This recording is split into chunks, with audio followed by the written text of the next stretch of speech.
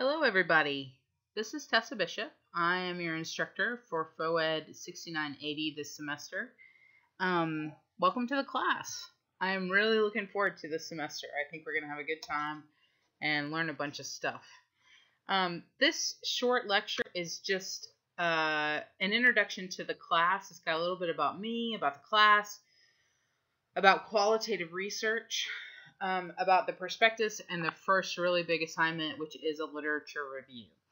So you can follow along on the PDF. Print that out if you want. Sorry, that was my dog shaking. Or you can just follow along with me. So I just received my PhD from Tennessee Tech in May in exceptional learning. I had a concentration in literacy, and I also took a bunch of classes in special education. I've been studying qualitative research for a long time, almost 10 years. And believe it or not, I live in Seattle with my wife and my daughter, who just went off to college, actually, to Colorado State. My heart is currently broken. And also, I live with my two very good dogs, Petey, he's the one in the front, and Junior is the one in the back. About this class, I'm not going to sugarcoat anything for you guys. It is a lot.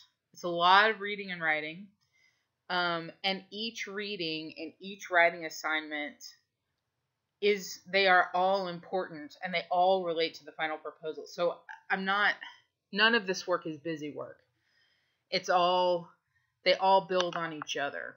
And my guess is that for a lot of you, these readings and writings are going to challenge you. They're going to challenge your ideas about what research is and about what is possible to do while you're doing research and thinking about research. This class can be very challenging for someone who has never done qualitative research before, and that's probably most of my students. Very few of them have ever even read a qualitative research article. It's also difficult for folks who have never done a literature review. My guess is that a lot of you have done an annotated bibliography. These are sort of similar, the lit review and the annotated bib, so we can talk about that. I get to this later, but if you've never done a lit review, shoot me an email through iLearn, and we'll just talk a little bit more in depth about it, get you familiarized with it. So this is an online class. I give extensive feedback on assignments, since that is my main mode of communicating with you on a weekly basis. Don't get intimidated. The more feedback, the better, as far as I'm concerned. But I read your work carefully, and I think about it. And so that's the most that I can do for you, is to give you the most thorough feedback on your assignments that I can. Now, that obligation is on me to give you feedback.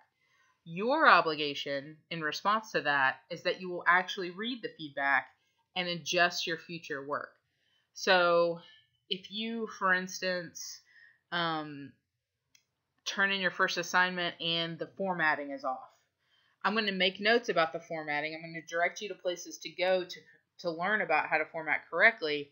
And then after that, I expect that the formatting will be correct for the next, for all future assignments. Now, given that this is an online class, I still really like to meet with you guys, at least twice over video chat. I use the Zoom platform, but we'll get into that later. And this week or early next week, I will put up a sign-up sheet for times that we can meet and just talk about qualitative research, talk about your ideas for what you're thinking about doing, and I can answer any questions that you have so far. I also communicate via email. I only email through iLearn. I know that's really frustrating for some people. Sometimes it's even frustrating for me. But one thing that I do is I forward my email, my iLearn email, to my tech email. And that gives me an alert because I get that on my phone. Hey, you got an email from a student. Then I go into iLearn and I answer it. the reason that I do it is because it keeps me organized. I have all of my class stuff in iLearn, everything else in my tech email. So if you get your email on your phone, you might want to go ahead and forward your iLearn email to your phone. The only problem is that you can't respond to it after you forwarded it. So you have to go back into iLearn and do it. There's also a discussion board for any questions that you might have, especially questions that you think might pertain to everyone in the class. I strongly encourage you to use this discussion board. I check it all the time. And, you know, if it's a question you think other people have, which they probably do if you have it, then just ask it on the discussion board so everybody can learn. So I want to get in a little tiny bit about qual research. It is very different from quantitative research or from statistics, in that it, first of all, it's not saying, hey, what I'm researching is true. That is, it doesn't claim to prove something.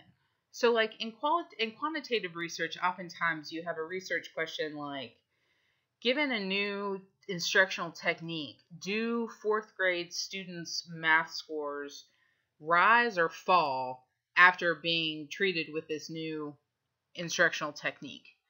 And then once you do that, you run the numbers and you sort of feel like, okay, I know the truth here. Qual research isn't about that. Because we use words, we rely on words more than numbers. It's all pretty subjective, and qual research doesn't claim to prove something objectively true. It's more interested in people's perspectives and feelings, experiences, thoughts. Qualitative research is all about talking to people and watching people and interpreting what they say and do. It does not compare groups or outcomes. So it's really tempting for a lot of students. They come into this class and they say, well, I'm going to interview teachers in SPED and compare about their teaching instruction. I'm going to compare their answers to gen ed teachers and their teaching instruction. That's not what qual research does. Qual research, you can just throw that out. Qual research is all about the people that you're talking to. That's it. Now, because qualitative research doesn't claim to prove anything absolutely 100% true, this has huge implications for how we think about the research, our underlying assumptions about the world and about the purposes of research. It impinges on the way we design the research. Obviously, it has a huge impact on the way we get the data. You know, we're not looking at a statistical database. We're interviewing people and we're observing people. And finally, it has a huge impact on the way we analyze the data. And we do that via coding. But we'll get more into that later. Qualitative research is its own thing, very distinct from statistical research. We're going to get into that so much more later. And actually, it's pretty much the goal of the course is to help you understand what qualitative research is. So don't feel scared if you don't understand what I'm talking about. I just want to plant a little seed to try to get your minds thinking a little differently about what research is and what it does. Now, moving on to assignments. With a few exceptions, you pretty much always have weekly assignments. Most of these will consist of discussion papers and activities. That's all laid out on the calendar. It's also in the content section in iLearn. The big, huge project for the end of the class is called a proposal. It is, you are proposing to do a study, right? And the proposal has 3 chapters, 1, 2, and 3. The first chapter is called the introduction. The second chapter is the literature review. And the methods chapter is the 3rd chapter. It's a little weird, but chapter 2 is due first. It's due in 2 months, October 7th. The other chapters, the introduction, the methods chapter, and your appendices are due December 2nd. So you'll turn in that literature review on the 7th, October 7th. I will give it back to you with a bunch of comments. You'll be graded on it. And then when you turn in chapters 1 through 3 on December 2nd, you will turn in the literature review that you have revised based on my comments.